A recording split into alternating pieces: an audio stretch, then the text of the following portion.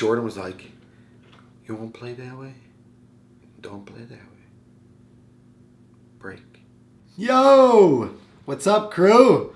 Welcome back.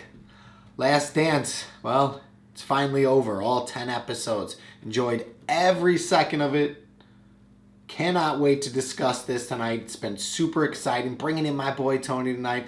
Kind of review a little bit of what we went over a couple weeks ago, along with some of the cards and the market that relates to this. And just a little overall discussion of The Last Dance. I cannot wait to do this. Super excited. I hope you guys enjoy this. And now, welcoming to my right, at 5'8", weighing in at a big 4,000 pounds, Cheyenne knows my best friend and part of the Project CFC crew, Tony Flores. Thank you. How you Welcome doing, brother? back, dude. Oh, man. Just having some fun with this stuff today, I know. This Last Dance, it's finally over. All 10 episodes completed this past Sunday. It was great. What did you think? The whole thing. I remember how much this man struggled. Like, how much this man fought. How much... The fame. Everything. I mean, the lifestyle. I mean, look at him not being able to go to restaurants, by himself. This father losing. I mean, his security guards becoming his best friends. Like, I mean, that was... in not to mention, but see the sensitivity of Michael Jordan when he was crying to his security guard. That's a natural thing that a human being goes through. Like, losing a parent like that is unbelievable, heartbreak. I mean, I know I've done it with my mother, and he was very, very close to his father. So for him to lose something at an adult who was always there every single game for him, that's unbelievably unbearable.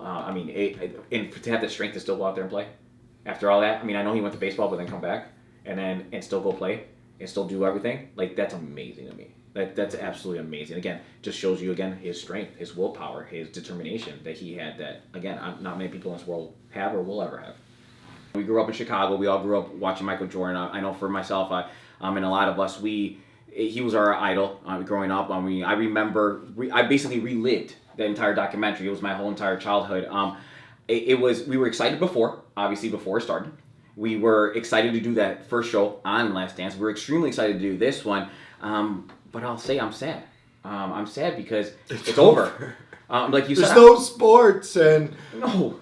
The Last Dance is over. That was our enjoyment here for the last 5 weeks. And like you said, I wish we would have gone a little bit more, like a little bit more episodes. I think we would always say that, though. I think if we would have gotten like an extra 2, we still would be like, man, I wish we would have had a couple more. And what it did to the card market, like, just arrows everywhere. Pointing up. I mean, the cards that we talked about, some of the cards we didn't talk about, just in general, the 90s players have gone up, and not just in basketball, but in all sports as well. All sports. But these last, let's get in, because I think we finished, we got in the first 6 episodes after the first one that we talked about. Last time I had you on, and now we watched these last 4 episodes, getting into, which I thought was great. The flu game that we talked to is now, or the food poisoning game. The food poisoning. I don't even know what to call it. What are you guys gonna call it?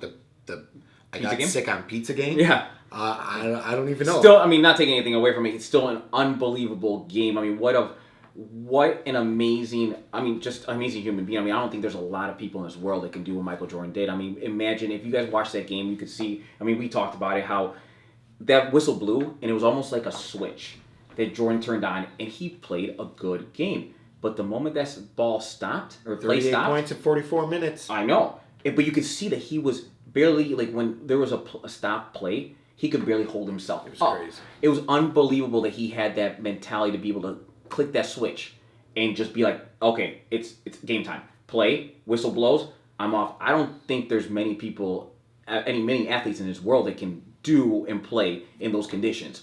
With food poisoning on top of it, and it's such an enduring sport as well. Yeah.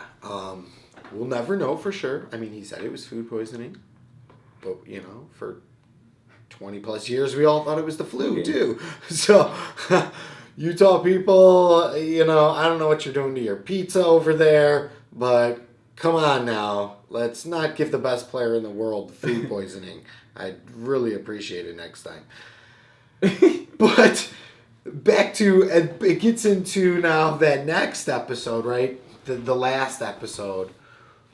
The final, the last dance, the last shot, reliving that game was on nerves. Yeah. The whole time, man, I knew it was gonna happen. We all knew. We all knew it was the gonna outcome. happen, but I was like, I was right into that. Could not stop. Suckered in. Was hoping. Yelling at refs. Yep. Even though they replayed the game, they redid the game there on Wednesday too with some old huddle stuff, and they got some depth into the actual game and some off-camera views that were actually in HD, which was pretty cool. If you guys saw that on Wednesday when they redid the movie of the last game, that was pretty awesome as well. But that last episode, what did you think? Like the whole how it ended, how Jordan Reinsdorf, all that stuff, kind of got into that too.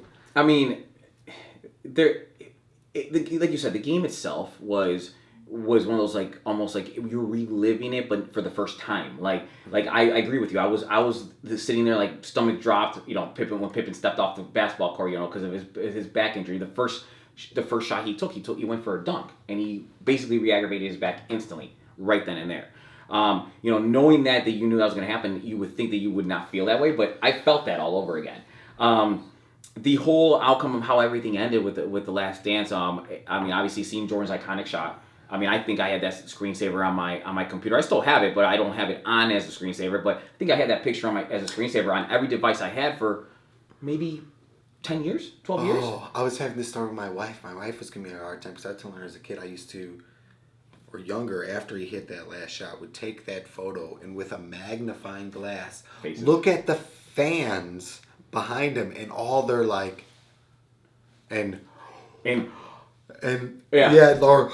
All of those. I remember looking at every single one. They highlighted in the documentary the little kid. Yes. The Bulls little fan, the little kid like that. Yeah, that was awesome. That was awesome. They did that. I was actually that made me laugh. She actually couldn't believe that he did that. So it did bring back. You said that picture. That is one of the most iconic shot pictures of all time. Yep. I wish that was a basketball card. Right now, that would be amazing. Don't get me wrong; they've made posters of it. Yes. They've made canvas pictures of it. But I agree. Being a card would be something that I don't think I would ever. I would take that. I would probably get buried with that card. Like, could you imagine like Panini's or Topps is actually doing that thing with baseball that we talked about in our last thing where the artists are sketching out. Oh, the Project 2020. Project 2020 stuff.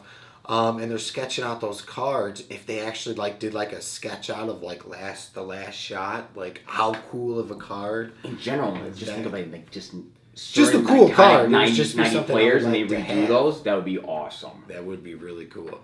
But after that ended, we got that, or in that last episode, we got those final words from Reinsdorf talking about why. Yeah. Right. I think it was really nice to see that. Jordan, obviously, like you said, he never got an answer of why. He also never asked, and he admits that he never really asked questions. He made his own assumption of what happened. Regardless if you agree why or why not, or if you agree if it was a legit explanation of why they did it. At the very end of the day, I kind of, at least for Jordan, I feel okay that at least he got some type of answer regarding it. But they all knew. Regardless of what happened, it seemed like they all knew that this was their last year from the start. It was it. It was just never going to work out. Regardless if Michael says he was going to go for 7, which we all believe. If that team was together, we might have got 7. It was a shortened season that following year. Guys have been a little healthier. I believe that it's possible. I believe everybody would have resigned. I believe Scottie Pippen would have been hard to get. Would have been really hard. I don't see him missing. There was a lot of burnt bridges between Krause and Phil Jackson and Pippen, so it was just that. But it would have been tough, even after that last game. Speaking of, let's rewind here for a second. R.I.P. Mm-hmm. Right. To the coach of the Utah Jazz. Yeah, Jerry Sloan. Jerry Sloan. Thank you for taking a second for that. Jerry Sloan was today an iconic. They were filming this person in the NBA. If you guys don't know, Jerry Sloan actually was out of Illinois which actually, I'll be honest, I knew a little bit about his basketball career, but I didn't know he was out of our state that we were born and raised in. Yeah.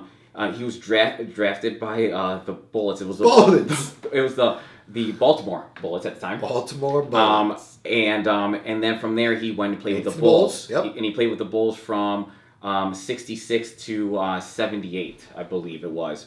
And then he became a coach for the Bulls. He became an assistant coach. He also became another coach before he went to Utah and coached there. Forever. Yeah. Was it 88 to 11? 2011? He was there from 88 to 2011. 88 I mean, to that is a 2000. long run for any type of coach in any sport. Yes, absolutely. And he was a genius of all. I mean, I thought he was a great coach. So R.I.P. to him. Yes, please. A little His rewind. family, everybody who played with him and know him. Yes. Honestly, Little rewind on a that. loss in the basketball family. Absolutely. And now that documentary's over, I really, like we said, we enjoyed it. We relived moments. Yeah. You as a child got to go to that last, at the Grand Park, right? Yeah. It was the only one I got to go to. It was the closest I ever got to Michael Jordan. Which they showed there. I remember waking up and being in downtown Chicago at 4:30 in the morning. People were still up. They were still screaming from the condos and the buildings in downtown Chicago as people made lines. We waited about 5.5 hours to just get into Grand Park. And I got lucky enough to be able to get on the side of the stage and actually be 2 rows in, but I was on the side, so I didn't get that full frontal. But it was an experience that I can't even explain. I still take it with me till this day. That brings us into a little bit of how The Last Dance has affected the market, the card market, everything about it. I know we got into it a couple weeks ago in The Last Dance. It brought up 6 specific cards. We got into the price value of them and how they've all gone up. The rookie cards, they're specifically Gem Minton cards. That's exactly what we got into. But I wanted to bring this up to the crew, kind of like that you don't exactly need to be there when you're in purchasing cards. I know not all of us can afford $1,000 cards or anything like that, or maybe you got lucky with the Steve Kerr and predicted it at the $25 mark and made yourself some money. I really hope you did before this. We didn't. But what we did learn a lesson from this is how an event like this, or how a documentary related to such a powerful team like this from years ago can affect the market, specifically the card market. And it is really cool to see. I think that how it's really gone up in value across the board, and anyone that had to deal with this documentary and every single one of their cards has risen in value. And the cool part about not the Gem Minton is if you don't have a ton of money, you can look into their other base cards. Yep. Their second year cards have gone up a lot. Different refractors and blue cards. Even different PSA levels. You can see a trend that once you start seeing certain cards that we really saw a lot over this time is when you get like a PSA 10 and a PSA 10 is going up, you can see a little bit of time later, it doesn't go up right away, but a little bit of time later you can see that the other ones, the PSA 9.5, the PSA 9s, the 8s, which you can get at a cheaper price to start off, you can make some money. And they also go up in value, yes. It brings, and it does that. Once a certain amount, you see the other cards all kind of follow the number one, their high class card, go up. So that's really cool to see out of this market. And we're kind of hoping now to predict that in the future. That's kind of what I want the crew to look at is what's coming up. Sports. We did just hear that basketball is trying to kind of get back in July. Yep. Maybe start in the end of, or into June here, right? I think it's June that they want to start. Baseball is still some talks, and hopefully with NASCAR starting now and basketball starting to talk more about getting back in, maybe hopefully they'll push baseball into coming to agreement and coming back in as well. I think basketball here, since we're talking about basketball, is really down to what, Vegas and Disney World? Yeah, I think they're getting into the point of, is it safe for the team to, meet and train and stuff like that. They're looking into that as well right now, as of today, really. Yes, absolutely. And now this is where you want to think ahead. like The Last Dance, this is what we're doing as a crew here, is we're trying to think ahead. What can affect the market? I know this Sunday, prior to this, you'll see this video afterwards, but I know like Lance Armstrong's 30 for 30 is coming out. They're making a new one about McGuire and Sosa. There's a lot of talk and a lot of rumors now with The Last Dance about the Kobe documentary and that Kobe one, and which that is he big. was followed in his last season. I'm excited about that. So get your brains going there. You saw what happened here in The Last Dance, and we're trying to get our brains going there. Who was part of that time? Not only just Jordan, which we saw in this, and the Bulls, but like we did here, we saw the outside effects of everyone that was in that 90s era basketball have their cards raised. Now, are we going to do the same thing with this kind of early 2000s basketball going into with Kobe and his effects and all the guys that surrounded him on that team and everything else? And along with basketball coming back, too, do you think now that they're for sure, you be looking into now players like teams specifically? Teams, players right now that you think are gonna do good if the season starts. I agree with you. I mean, I was thinking the same thing with the documentaries as far as the future. I mean, we saw The Last Dance and, like you said, a supporting cast of Michael Jordan. Not only that, but also the other players that played a role in playing against him and stuff that played in the NBA. Their cards grew. But I'm also thinking in the future, like we've seen Sosa and McGuire cards go up. Obviously, recently because of the announcement, yes. And I'm kind of expecting and predicting, at least we are, and I'm excited about it. Is the if Kobe Bryant's documentary comes out here within the next year or so, however long it takes, that the supporting cast like a Paul Gasol. I've been looking into his cards specific now, players, and we'll get a lot into that next week. I think you'll love that in our next episode. We're going to get into this whole market, and we're going to give you guys some first feedback into what's up with our players going forward across all sports. We're going to kind of get into that in our next episode, and players to believe in. And that's a big thing. What we're trying to do here in Project CFC is not just give you guys these high-priced value cards, the top 5 high expensive cards here. We want you to understand that this affects more than just those number 1 cards, and get your brains going into basketball modes and your favorite players who you want to hold on to for a while as a collector and an investor. Which directions? Not if you're trying to invest in, maybe buy multiple ones, sell one, hold on to the next. Because we're kind of both.